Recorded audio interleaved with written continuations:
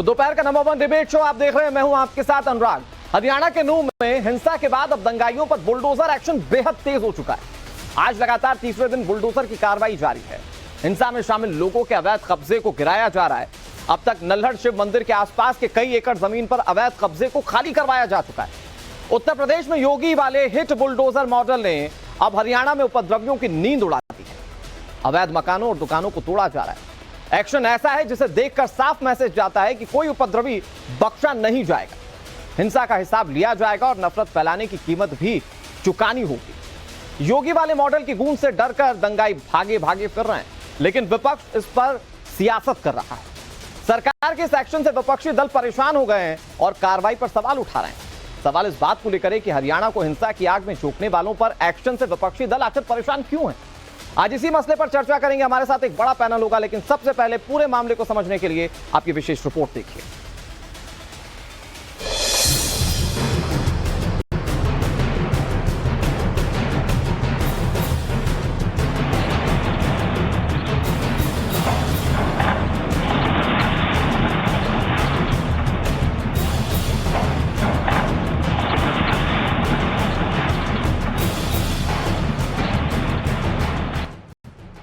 जिसने जलाया नूह अब छिपाते फिर रहे हैं मुंह।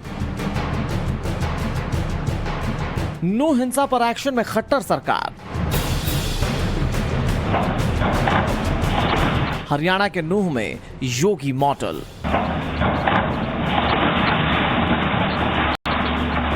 नूह को हिंसा की आग में जलाने वालों का फुल एंड फाइनल इलाज हो रहा है। उन्माद की पट्टी आंखों में बांधकर भीड़ की शक्ल लेकर हैवान बने एक एक चेहरे से नकाब हटाया जा रहा है। भीड़ की आड़ में, भीड़ के पीछे छिपे और भीड़ के हिस्सा बने दंगाइयों पर ताबड़तोड़ एक्शन हो रहा है।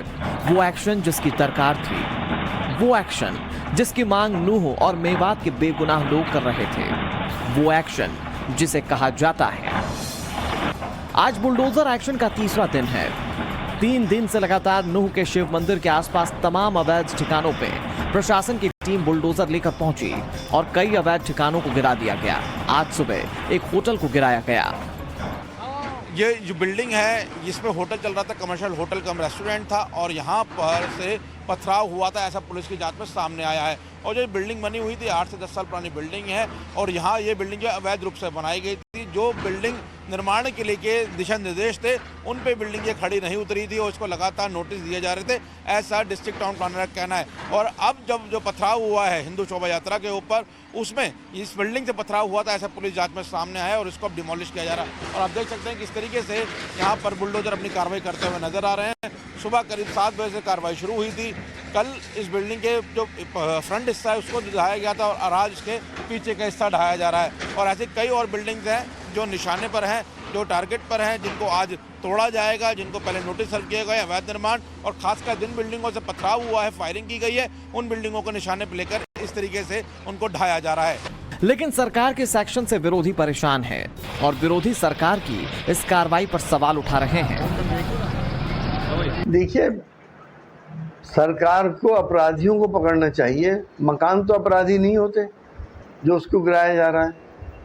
और हमने देखा है कि उन गरीब लोगों के मकान क्या झुग्गियाँ टाइप हैं जिसमें लोग प्लास्टिक की पन्नी डाल के रह रहे हैं। उन गरीबों का कोई आसरा नहीं होता, कोई सहारा नहीं होता, 2 वक्त की रोटी मुश्किल से मिलती है। ऐसा जुल्म नहीं करना चाहिए कि आप हर किसी का लाइन से मकान को या उसकी झुग्गी को उजाड़ दें। अपराधी पकड़िए, अपराधी को सख्त से सख्त सज़ा दी है। जिस मकान को तोड़ रहे हैं उस मकान में अगर और लोग भी हैं, बच्चे भी हैं, माँ भी है, बाप भी है, और भी हैं, उनकी क्या अपराध था जो उनको भी घर से बेघर कर दिया जाए? ये इंसानियत के खिलाफ है। हरियाणा सरकार ये करेगी, वो रोहिंग्या बताया जा रहा है। तो ये सरकार की जिम्मेदारी थी। अब रोहिंग्या नजर आ रहे हैं, पहले नहीं थे वो। जब तक क्यों सो रही थी सरकार? अगर वो रोहिंग्या हैं या अवैध रूप से रह रहे हैं तो निकाल के बाहर करें। पूरे के पूरे मुसलमानों के घर तोड़ेंगे आप, पूरे के पूरे। और जो वीडियोस जारी किए, कह रहे हैं कि हम आ रहे हैं, क्या क्या नहीं कहा उस बकवास वीडियोस में। अच्छा, दूसरे दिन जब गुरुग्राम में रोड ब्लॉक किसने किया? जो लोग मस्जिद के इमाम का कत्ल किए उनका घर तोड़ेंगे आप। लेकिन जब शोभा यात्रा हुई थी तो उस पर पथराव हुआ था। पूरे हरियाणा में आगजनी की गई, लेकिन तब इन विपक्षी दलों ने दंगाइयों पर कोई सवाल नहीं उठाए। तब चुप्पी साध ली जैसे इन्हें कुछ भी ना पता हो। अब सरकार हरियाणा को हिंसा की आग में झोंकने वालों को सबक सिखा रही है, दंगाइयों पर बुलडोजर एक्शन ले रही है, तो फिर इन्हें क्या परेशानी है? क्या ऐसी बयानबाजी कर एसटी हसन जैसे सियासतदान दंगाइयों की मदद करने का काम नहीं कर रहे? ब्यूरो रिपोर्ट, टाइम्स नाउ, नव भारत। देखिए, हरियाणा में जैसे ही वो हिंसा की घटनाएं सामने आई और ये आग जैसे धीरे धीरे फैलने लगी, लोगों ने एक सुर में जिस बात की मांग उठाई वो थी बुलडोजर एक्शन की कार्रवाई, क्योंकि यही वो कार्रवाइयां हैं जो उत्तर प्रदेश में की गई बड़े पैमाने पर। और स्थिति यह है कि उत्तर प्रदेश सरकार आज ये दावा करती है कि इन्हीं बुलडोजर एक्शन की वजह से उत्तर प्रदेश में हिंसा तकरीबन ना के बराबर है या अब तक हिंसा हुई ही नहीं है। लेकिन इसे लेकर विपक्षी पार्टियों की ओर से जो सवाल उठाए जा रहे हैं, सवाल यह है कि क्या बुलडोजर को अब धर्म देखकर कार्रवाई करनी चाहिए? कम से कम असदुद्दीन ओवैसी के बयान से तो यही मालूम होता है, क्योंकि उन्होंने इसे हिंदू और मुस्लिम में बांट दिया। इस पर चर्चा करने के लिए हमारे साथ कई सारे मेहमान जुड़ गए। हमारे साथ विनोद बंसल जुड़ गए, विश्व हिंदू परिषद के नेता हैं। हमारे साथ राहुल लाल जुड़ गए बतौर पॉलिटिकल एनालिस्ट, और हमारे साथ हाजी नजीम खान साहब जुड़े हुए हैं, पीस पार्टी के स्पोक्स पर्सन है। आप तीनों मेहमानों का बहुत बहुत स्वागत है। हमारे साथ अब से कुछ ही देर में बीजेपी के नेता रमन मलिक जुड़ेंगे और उनसे भी हम चर्चा करेंगे। शुरुआत में विनोद बंसल जी आप ही से करता हूं, क्योंकि विपक्षी पार्टी के नेता तो ये कहने लगे हैं कि आपको बुलडोजर कार्रवाई करवाने की जरूरत क्या है, क्योंकि वहां पर अकेला कोई एक व्यक्ति थोड़ी रहता है हिंसा करने वाला, वहां पर तो पूरा परिवार ही रहता है। अगर एक व्यक्ति ने हिंसा की भी है तो अगर आप घर तोड़वा देंगे तो उससे तो पूरी जनता आहत हो जाएगी, वहां पर रहने वाले लोग आहत हो जाएंगे। देखिए, जो अपराधी तत्व हैं, अपराधी तत्वों के साथ खड़े होना, उनका पक्ष लेना, ये आज विपक्ष का एक कर्तव्य बन गया है। ये विपक्ष का पक्ष हो गया है बेसिकली। अपराधियों को, आतंकवादियों को, हमलावरों को और दुष्टों को का साथ देना। आप देखिए, जो अपराधी प्रवृत्ति के लोग हैं वो उनको गरीब नजर आते हैं, और वो जो गरीब जब हथियार लेके चलते हैं और वो लोगों पर निहत्थे और अपने निर्दोष लोगों पर फायरिंग करते हैं, तब उनको वो गरीब नजर नहीं आते। आखिरकार ये जो मानसिकता है ये कब बदलेगी? वो झुग्गियां नजर आती हैं जब तोड़ी जाती हैं, और वैसे अपराधियों के वो ठिकाने गढ़ बन चुके हैं। आप देखिए, उस अपराधियों के जब अपराध होते हैं तब इनको कहीं सांप सूंघ जाता है, और जब उनके घर तोड़े जाते हैं तो उनको अंदर वो मुसलमान नजर आता है। अरे वो मुसलमान तो तब भी थे जब पहाड़ी के ऊपर से बम्बार्डिंग कर रहे थे, गोलियां चला रहे थे, पेट्रोल पंप चला रहे थे। क्या उस समय मुसलमान नहीं थे? क्या उस समय मुसलमान नहीं थे जब पत्थरबाजी कर रहे थे? मुझे तो अब तक एक बयान ऐसा किसी नेता का नहीं दिखा जो हमलावरों के बारे में कुछ कहे या उनके धर्म के बारे में कुछ कहे, लेकिन कार्रवाई की जा रही है तो वो धर्म के हिसाब से जोड़कर देखी जा रही है। यही तो दुर्भाग्य है इस देश का, और यही लोग हैं जो कि उनको कवर फायर देने का काम करते हैं। यही लोग हैं जो उनको पत्थर फेंकने के लिए और बम फोड़ने के लिए और हिंदुओं पर हमला करने के लिए उकसाते हैं। अभी देखना, मेरे बाद में जो आपके पैनलिस्ट हैं वो लगातार यही काम करेंगे, और वो चाहे नाम उनका हिंदू हो सकता है, लेकिन काम वो उनका वही जिहादी तत्वों को उकसाने का काम होगा, उनको भटकाने का काम होगा। राहुल लाल अभी तो मुस्कुरा रहे हैं सर आपकी बात सुन के। वो देखिए, चोर की दाढ़ी में तिनका, मेरे कहने की आवश्यकता नहीं है। इनको पता है कि इनकी जो प्रवृत्ति संस्कृति इस तरह की बन गई है। मोनू बानेसर का नाम नहीं निकला है मुझ से। अच्छा ठीक है, मैं आ रहा हूं राहुल लाल जी, एक एक करके चर्चा में आगे बढ़ेंगे, एक एक करके चर्चा में आगे बढ़ेंगे। ठीक है विनोद जी, मैं आ रहा हूं। ठीक है विनोद जी, मैं आ रहा हूं आपके पास। ठीक है, चर्चा को डिटेल नहीं करते। सवाल दरअसल कार्रवाई को लेकर, तो अगर नजीम खान साहब कार्रवाई हो रही है तो वो या तो अवैध घरों पर कार्रवाई हो रही है, अवैध अतिक्रमण के खिलाफ कार्रवाई हो रही है, या हिंसा करने वालों पर कार्रवाई हो रही है। तो सवाल पूछने की गुंजाइश कहां रह जाती है यहां पर? नाजिम खान जी देखिए अनुराग जी, सबसे पहले तो ये जांच का विषय बनता है। जांच में ये पता होनी चाहिए कि दंगाई कौन थे, वो मकान थे या दंगा करने वाले थे। मकानों को तोड़ा जा रहा है, इसका मतलब यह है कि निष्पक्ष जांच नहीं हो पा रही है। तो कैसे पता चला कि ये जो मकान है यही आज जो कार्रवाई की गई है, नाजिम खान साहब आप जानते होंगे, आज जो कार्रवाई की गई है होटल पर की गई, तो ये होटल वहां था दरअसल जहां से पत्थरबाजी हो रही थी। और सवाल तो ये भी है कि पत्थरबाजी के लिए पत्थर यकायक तो नहीं आ जाएंगे। आप जानते हैं ना, अगर किसी हथियार के साथ आपको मैदान में जंग के लिए उतरना है तो हथियार को पहले से तैयार करना पड़ता है। तो वो हथियार तैयार करने में कहीं होटल का तो हाथ नहीं था। देखिए अनुराग जी, मैं आपको बताऊं, जो भी झोपड़ियां तोड़ी जा रही हैं वो सब क्या है, वो मुसलमानों की तो झोपड़ियां। सुनिए, अरे विनोद बंसल जी बात सुनिए। और देखिए, दंगाई जो होती है ना, तो दंगाइयों का कोई जात होती है ना धर्म होता है। जात होती है, तो ये बताइए कि जात और धर्म के आधार पे आप दंगाइयों को फैसला करेंगे कि आपने मुसलमानों नाजिम खान साहब यहाँ पर धर्म के आधार पर कार्रवाई को बांटने की कोशिश तो कुछ राजनेता कर रहे हैं। नहीं विनोद जी, नहीं अनुराग, धर्म के आधार पर कार्रवाई को बांटने की कोशिश तो कुछ राजनेता कर रहे हैं। बुलडोजर थोड़ी देखता है कि कौन से धर्म का घर है, वो तो ये देखता है कौन सा दंगाई और अतिक्रमण कहां हुआ है। नाजिम खान, तो अनुराग जी पालना पोसना, उनको हथियार देना, ये इसी के कारण तो बने हुए हैं। फिर दंगाइयों की जांच से बैठनी चाहिए, दंगाइयों को पता चलना चाहिए। अभी पता चलिए डिमांड होगी कि बुलडोजर चलना चाहिए, तो आपने बुलडोजर चला दिया।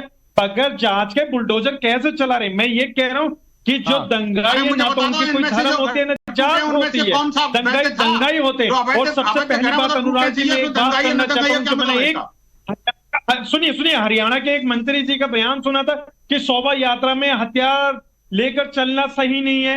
वहां ऑन द रिकॉर्ड रहा विनोद बंसल जी, सुनिए। तो जब एक हरियाणा के मंत्री इस तरीके की बात करें तो फिर प्रशासन ने किस तरीके से परमिशन दी है हथियार को ले जाने के लिए उस शोभा यात्रा में? सारी हथियार आत्मरक्षा के लिए जरूरी थे। आप जैसे आतंकियों से लड़ने के लिए हिंदू समाज को कुछ अपना आत्मरक्षा का एक अधिकार है। बेड़ियों का शिकार बन जाता है हिंदू समाज। ठीक है, खुद प्रमाणित हो रहा है। आपको पुलिस के ऊपर भरोसा नहीं है, हरियाणा पुलिस के ऊपर। अब तो भरोसा हो गया ना, अब तो करोगे ना? क्या भरोसा हो गया आपको? क्या भरोसा हो गया? भरोसा जब अभी तक हरियाणा पुलिस ने भरोसा चलने लग गया तो भरोसा थोड़ा थोड़ा आने लग गया ना। ठीक है विनोद जी, केवल एक धर्म विशेष विनोद जी और राहुल जी, मैं दरख्वास्त करता हूं सर एक एक करके बोलते हैं, कोई किसी को इंटरप्ट नहीं करता है। मैं कह रहा हूं एक एक करके बोलते हैं। राहुल लाल जी, मैं आ रहा हूं आपके पास, सवाल मेरे पास तैयार है आपके लिए भी, लेकिन हमारे साथ रमन मलिक जी जुड़ गए जो कि बीजेपी के नेता हैं, और मेरे ख्याल से जो पीस पार्टी के प्रवक्ता सवाल उठा रहे हैं उसके जवाब वही दे पाएंगे। आप रमन जी, जो आप बुलडोजर की कार्रवाई कर रहे हैं, कुछ राजनेता जो हैं वो आज इस पर सवाल खड़ा कर रहे हैं, लेकिन यहां पर पीस पार्टी के जो प्रवक्ता सवाल उठा रहे हैं वो ये कह रहे हैं कि आप जो ये कार्रवाई कर रहे हैं किस आधार पर कर रहे हैं? ये हिंसा में शामिल लोग थे, सिर्फ इस आधार पर कार्रवाई कर रहे हैं? अवैध अतिक्रमण थे इसलिए कार्रवाई कर रहे हैं, या इसके पीछे की कोई और वजह है? सरकार कोई भी काम इलीगल नहीं करती है। राहुल लाल जी और ये पीस पार्टी जैसे प्राणियों को जो करना है कोर्ट जा सकते हैं, सिस्टम इनका है ना, जाइए कोर्ट। अगर ताऊ बुलडोजर चले या तो फिर चलेगा। अब ये जो परेशानी है ना, और मैं आपके चैनल पे स्पष्ट रूप बोल दूं जी कि जावेद जो आम आदमी पार्टी का नेता है उसके ऊपर भी एफआईआर दर्ज हो गई है। प्रवीण की हत्या में वो शामिल था, वो गायब है। सूत्र बताते हैं वो शायद कहीं पंजाब छुपा है। और दूसरी चीज, ये मामन खान की सिक्योरिटी वापस ले ली गई है। ऐसे लोगों को जो लीगली हमने करना होगा, हम हर वो चीज करेंगे जिससे प्रदेश के अंदर जो बैठे नागरिक हैं उनको सुरक्षा का जो एक एटमॉस्फेयर है वो मिले, उनको ये पता लगे कि सरकार का इकबाल बुलंद है। कह रहे हैं कि आप जिन लोगों के घर पर बुलडोजर चला रहे हैं वो अकेला हिंसा करने वाला शख्स थोड़ी रहता है, वहां पर तो उसका परिवार रहता है। तो अगर अपराधी करने वाला एक शख्स है तो पूरा परिवार क्यों भुगते? तो परिवार को रोकना चाहिए था ना साहब। वो इलीगल बिल्डिंग होगी तो हम तोड़ेंगे, आपकी बनी होगी आपकी भी तोड़ेंगे, क्या दिक्कत है? मत बनाओ इलीगल। भाई एक चीज बहुत साफ सुथरी बोल रहा हूं जी, जियो और जीने दो, वसुदेव कुटुंबकम, ये सब हमारे को आता है, लेकिन धर्म रक्षति रक्षते भी आता है। नहीं सर, लेकिन आप जब ये कहते हैं, आप जब कार्रवाई में धर्म की बात भी कहते हैं तो असदुद्दीन ओवैसी कहते हैं कि आप सिर्फ मुस्लिमों को देखकर कार्रवाई कर रहे हैं। भाई वो उनका भाई बोलता है, उनके भाई का चश्मा है, वो बोलता है कि जी 100 करोड़ हिंदुओं को 15 मिनट के लिए छोड़ दो, मैं काट के साफ कर दूंगा। वो कौन सा चश्मा पहनते हैं? उनके चश्मे पे किसी को दिक्कत नहीं है। उनके नहीं सर, पर वो पॉलिटिक्स तो सूट नहीं करती ना। आप पर सवाल उठा रहे हैं वो पॉलिटिक्स उन्हें सूट नहीं करती कि वो अपने भाई को देखें, लेकिन आप पर सवाल जरूर उठा रहे हैं वो। अरे सवाल उठाना उसके बस की बात होती है जिसके अंदर गैरत हो। बेगैरतियों का सवाल उठाना क्या मतलब है? ठीक है, ठीक है। नाजिम खान साहब, बहुत जल्दी से, क्योंकि आप कह रहे थे कि क्या आधार है कार्रवाई का, रमन मलिक सीधे तौर पर कह रहे हैं अगर आपको डाउट है ना, अगर अवैध अतिक्रमण पर नहीं चल रहा बुलडोजर, तो आप जाइए कोर्ट में और सिस्टम का सहारा लेते हुए आप कानूनी कार्रवाई कीजिए। देखिए अनुराग जी, मैं अपने भाजपा के प्रवक्ता जी से बड़ी शालीनता से एक सवाल करना चाहूंगा। बार बार ये कह रहे हैं कि अतिक्रमण को लेकर, अभी ये बताइए, आप अतिक्रमण पहले नहीं दिखाई दे रहा था आपको? क्या अब ये हिंसा हुई है, हिंसा के बाद ही आपको अतिक्रमण दिखाई दे रहा? ये दो तरफा चेहरे मत दिखाइए सर। जब आप तभी सवेरा, अब आपको क्या दिक्कत है? काम होना चाहिए ना, काम से मतलब रखिए। जी बात सुनिए, मैंने आपकी बात बड़ी शालीनता के साथ सुनिए। ये बताइए, आप जिस तरीके का माहौल में हरियाणा के अंदर क्रिएट कर रहे हैं, क्या मुस्लिम समाज के ऊपर इस तरीके का आप एक अपना एक एजेंडा थोपना चाहते हैं कि हम पता दिक्कत क्या है? संविधान से चलता है और आप लोग मुस्लिम समाज को ढाल बनाकर इन कार्रवाइयों को क्वेश्चन जरूर करते हैं, लेकिन इस पूरी हिंसा में जो 6 लोग मारे गए उसके लिए एक शब्द नहीं फूटता आप लोगों के मुंह से। जो 6 लोग मारे गए जिसमें 2 होमगार्ड थे, बाकी नॉर्मल लोग जो थे, उनको लेकर कब कहेंगे कुछ आप? अनुराग जी बिल्कुल शब्द निकालते हैं बार बार। हरियाणा सरकार से तो डबल इंजन सरकार से। देखिए अनुराग जी, देखिए राहुल लाल जी, आपके पास राहुल लाल जी, मैं वक्त दूंगा आपको। अनुराग जी, राहुल लाल जी, आप बीच में बोलने लग जाते हैं। राहुल लाल जी, आपको वक्त दूंगा। अपीजमेंट पे पैदा आप ना बोले तो आपकी सेहत के लिए अच्छा रहेगा। नाजिम खान जी प्लीज जल्दी से जवाब दीजिए। लोग अच्छा नहीं पसंद करते आपका इस समय बोलना इस प्रकार से। आप तो बीच बीच में नाजिम जी के बीच बीच में बोलकर डिस्टर्ब कर रहा है, वो दूसरे को उपदेश दे रहे हैं। अरे जो आप तो खुद ही डिस्टर्ब हैं। You are emotionally disturb person, जिसको यही नहीं पता लगता कि 6 लोग मर गए, जिसको ये नहीं पता लगता एक घायल व्यक्ति कैसे मर गए, उसकी सरकार है वहां पे 2014 से वहां पे आपकी सरकार है, आपको सवाल न पूछा जाए। आज आप दंगा होने के बाद वो कोशिश कर रहे हैं मुस्लिमों के घरों पर चुन के बुलडोजर चला रहे हैं, सवाल न पूछे जाए। आपको राजस्थान नहीं दिखता? राजस्थान के समय अंधे हो जाते हैं। बिल्कुल दिखता है राजस्थान दिखता है। राजस्थान की पुलिस आई थी मानो सर को गिरफ्तार करने के लिए। रमन मलिक जी बहुत के साथ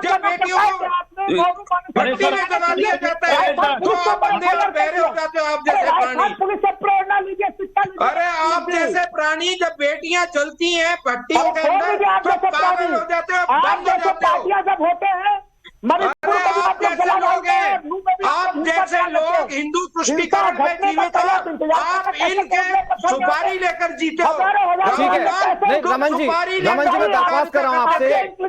रमन जी मैं दरख्वास्त कर रहा हूं आपसे, प्लस 2 मिनट सर प्लीज सुन लीजिए। राहुल लाल जी, मैं हाथ जोड़कर आपसे विनती करता हूं, प्लीज आप दूसरों के वक्त पे प्लीज ना बोले। हाजी नाजिम खान अपने आपके प्रवक्ता है सर, आप उनके वकील नहीं, तो उन्हें बोलने दीजिए।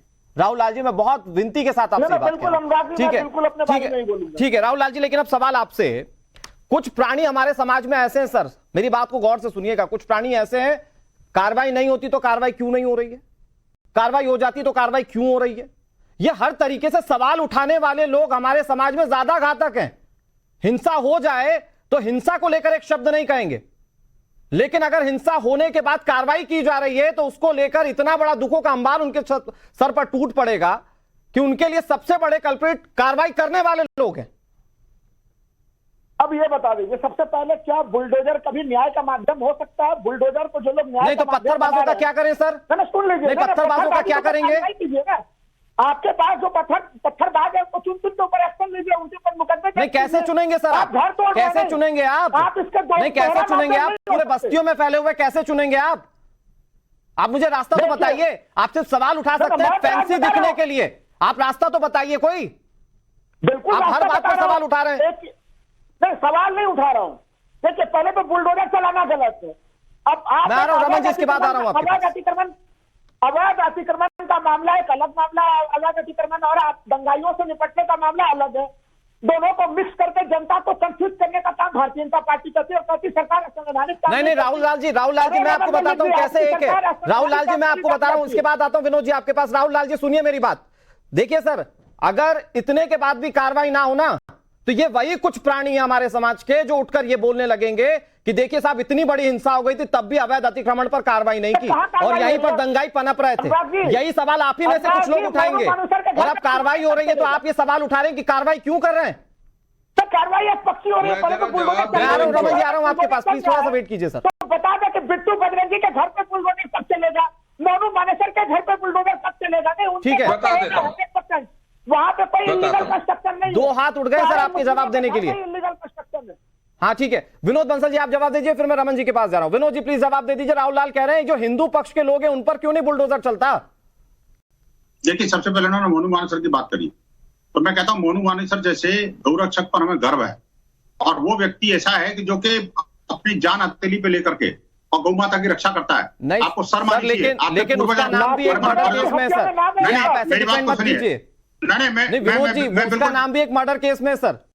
अनुराग जी, रक्षा के नाम मुझे भी पर कोई बोलने का किसी को अधिकार मार है। नहीं सकता। कृपया मुझे भी बोलने का अधिकार दीजिए। ठीक है ये Vinod ji over to you. बोले जा रहे हैं, कृपया मुझे बोलने का अधिकार दीजिए। ठीक है विनोद जी प्लीज।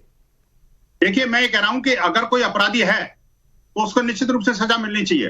अगर राजस्थान सरकार कहती है कि वो व्यक्ति अपराधी है, तो मैं कहता हूं बुलडोजर ला करके उसको घर को तोड़ दे, अगर उसको अवैध नजर आता है तो। दो बातें बड़ी महत्व की हैं अनुराग जी। एक तो वो अवैध घर में कोई हिंदू नहीं रहता, और दूसरी बात ये कि उसने कोई अपराध नहीं किया। राजस्थान के मंत्री ने राजस्थान के खुद मंत्री ने कहा है कि उसका कोई इन्वॉल्वमेंट नहीं है। चार्जशीट में आज तक उसका राजस्थान सरकार ने नाम नहीं लिया। तो ये पता नहीं कांग्रेसी गुर्गों को क्या लग रहा है कि बार बार मिर्ची लग रही है उससे। अगर किसी व्यक्ति ने ये कह दिया कि मैं नूह में आ रहा हूं, मैं उस धार्मिक यात्रा में शामिल हो रहा हूं, भाई बीच में मत बोलिए, थोड़ी सी मर्यादा रखिए। मैं कहता हूं कि अगर कोई ये कहता है कि मैं नूह में आ रहा हूं, मैं उस धार्मिक यात्रा का पार्ट बनूंगा, तो क्या उनको मिर्ची क्यों लग जाती है? भाई आएगा, क्या उसको रोक सकते हो आप? कैसे रोक सकते हो आप? मैं कहता हूं तीसरी बात ये कह रहे हैं चुन चुन के मुसलमान के घरों को तोड़ा जा रहा है। मैं कहता हूं जब चुन चुन के हिंदुओं के मंदिर पर हमला हो रहा था, हिंदू तीर्थ यात्रियों पर को जान से मारने की धमकी, जान से मारा जा रहा था। नहीं, हनुमान जयंती पर पत्थर चला दें, रामनवमी पर पत्थर चला दें तो कोई नहीं बोलेगा, तब एकदम चुप हो जाएंगे। अनुराग जी, पत्थर नहीं, गोलियां चल रही थी, वहां पेट्रोल पंप चल रहे थे, ठीक है, वहां व्यभिचार के अड्डे चल रहे थे, वहां पर पत्थर चल रहे थे, वहां पर लोगों को मारा जा रहा था। आप देखिए, भारत के अंदर कभी ऐसा हुआ है कि एक बहुत छोटा सा रिएक्शन नाज़िम खान देना चाह रहे हैं। हजारों लोगों को बचाने के लिए एयर ड्रॉप करना ये सिलेक्टिविज्म दरअसल सवाल है। ड्रॉप करने का काम जो है ना, ये सिलेक्टिविज्म सवाल है कि जो हमला करता है, जो हिंसा भड़काता है, दरअसल सवाल उसको लेकर नहीं पूछा जाता, कटघरे में होता है धर्म किसी का एक पर्टिकुलर। नाज़िम खान, सवाल में से बिल्कुल नाज़िम जी। अनुराग जी, बार बार जिस तरीके से विनोद बंसल जी, हाँ देखिए अनुराग जी, जिस तरीके से बार बार विनोद बंसल जी कह रहे थे कि मोनू मानेसर नाम लेते के साथ नाज़िम जी, आपकी आवाज बहुत ज्यादा ब्रेक हो रही है। मैं एक बार फिर से इसे दुरुस्त करके आपके पास आता हूं। आपका वक्तव्य बहुत इंपॉर्टेंट है। रमन जी, मैं आपके पास आऊं। राहुल लाल जी, सवाल वही है आपसे, यहाँ पर हमला जो कर रहा है उसके बारे में बात कोई नहीं करना चाहता। अगर वो किसी दूसरे धर्म का है तो या तो उसके कोई लोग बचाव में उतर आएंगे या कोई लोग विरोध में आ जाएंगे। मतलब असल जो मूल वजह है उस पर कोई बात नहीं करना चाहता, बाकी अपने अपने हिसाब से सब सिलेक्टिविज्म तय कर लेते हैं। मैं तो मूल वजह पर ही बात कर रहा हूँ। मूल वजह है कि आखिर इन दंगों को होने कैसे दिया गया है? आपके इंटेलिजेंस के फेलियर के लिए कौन जिम्मेवारी लेगा? हरियाणा सरकार के अलग अलग, मुख्यमंत्री की स्टेटमेंट अलग है, उप मुख्यमंत्री का बयान अलग है। जवाब दे दूं, मैं आ रहा हूं रमन जी, इसके बाद आ रहा हूं, ये सवाल उठा लो फिर मैं आ रहा हूं आपके पास। और आप कह रहे थे वो तो जाने की घोषणा करने तक कोई एक तो धार्मिक यात्रा में इस तरह से दूसरे समूह के लोगों को उकसाकर भाग देता है। पूरा का पूरा प्रकरण बिट्टू बजरंगी और मोनू मानेसर के ऊपर केंद्रित है, उसके ऊपर नाम लेने का, बार बार बचाव करने का प्रयास किया। तो ये आम आदमी पार्टी के नेता का जो नाम सामने आ रहा है उस पर कुछ नहीं बोलेंगे राहुल लाल जी? नहीं राहुल लाल जी, अभी आम आदमी पार्टी के नेता का जो नाम सामने आ रहा है उस पर कुछ नहीं बोलेंगे? ना, वो तो प्यारा है, वो तो बड़ा दुलारा है। सर राहुल लाल जी, आप इतने पढ़े लिखे व्यक्ति हैं, टीवी पर बार बार एक्सपोज होना अच्छा थोड़ी लगता है सर। आम आदमी पार्टी के नेता के बारे में कुछ कहिए ना। रमन जी प्लीज रमन जी, वो कह रहे हैं कि आप धर्म देखकर ही कार्रवाई करें। हाँ, मैं जवाब देता हूं। मेरे को ये 2 मिनट दीजिए सिर्फ सर प्लीज। मैं बड़े स्पष्ट रूप से 2 मिनट में पूरा प्रकरण आपको समझा देता हूं।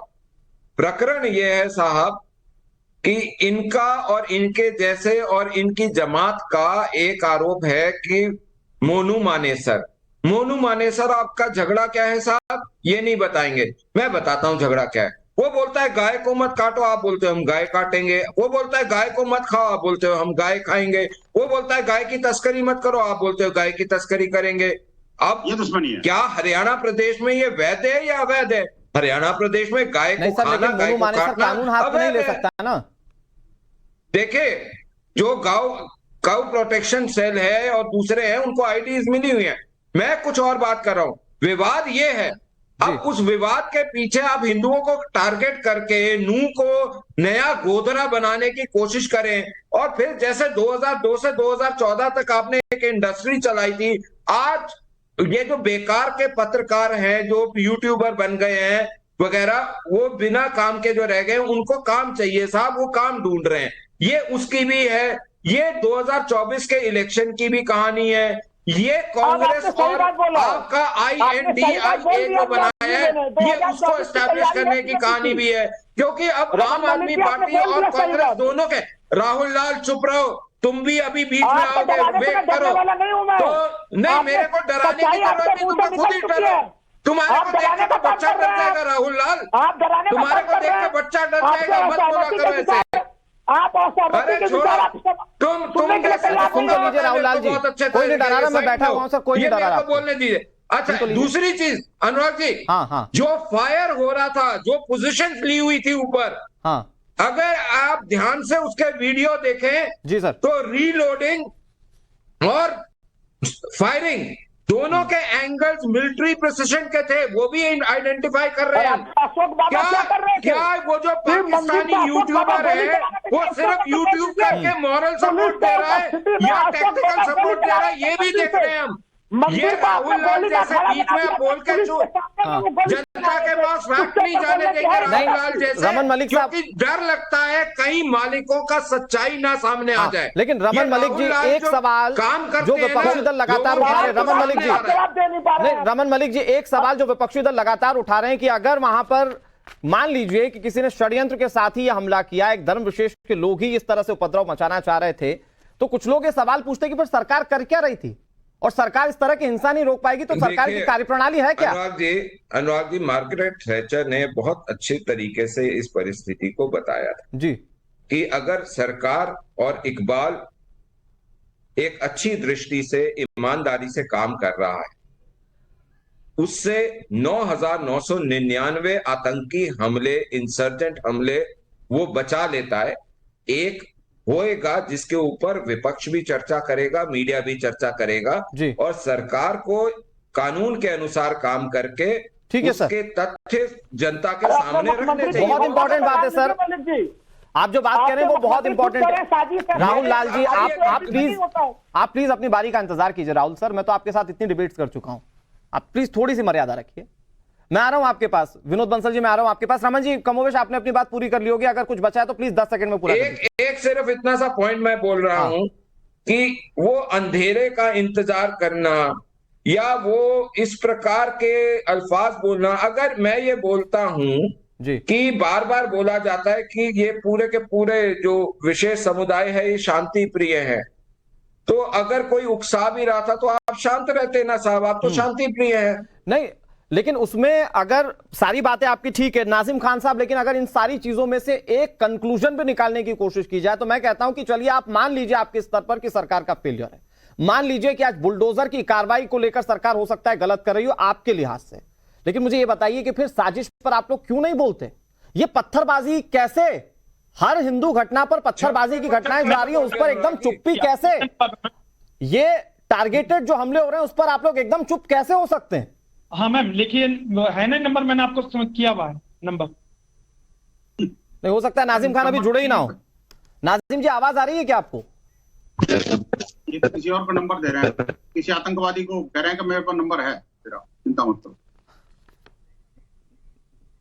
चलिए, कोई दिक्कत हो रही है, नाजिम खान तक आवाज ना पहुंच पा रही। मैं बहुत जल्दी से राहुल लाल जी आपके पास आ रहा हूं, फिर उसके बाद आता हूं विनोद जी आपके पास।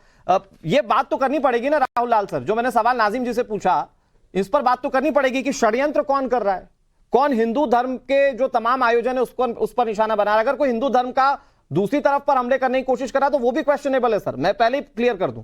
लेकिन अगर ये बार बार रिपीटेशन में घटनाएं हो रही हैं तो सिर्फ सरकार के फेलियर, सिर्फ आप हिंदू मुस्लिम से अलग इसे क्यों दूसरे चश्मे से नहीं देखेंगे?